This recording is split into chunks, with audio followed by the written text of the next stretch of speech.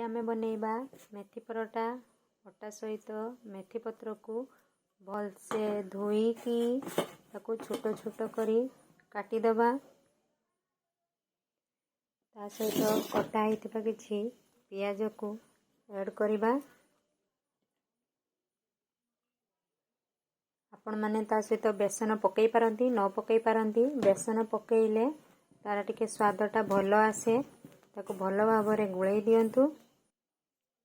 स्वाद अनुसार लूण पकांतु।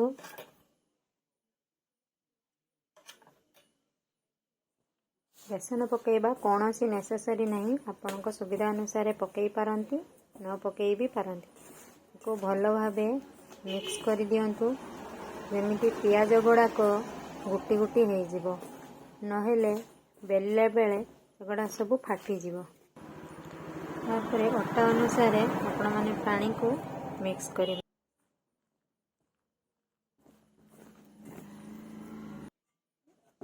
एबे देखंतु गुला ठीक से हो जाइछि। वर्तमान आम कौन करवा ना ताको 10 मिनिट पाई रखिदबा।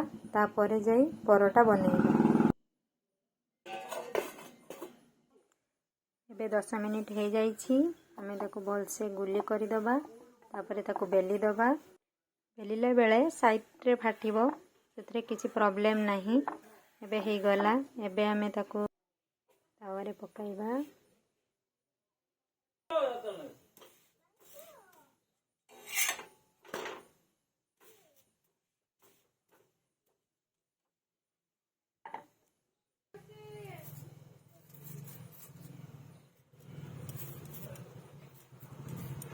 तापर आराम से घी मारिबे।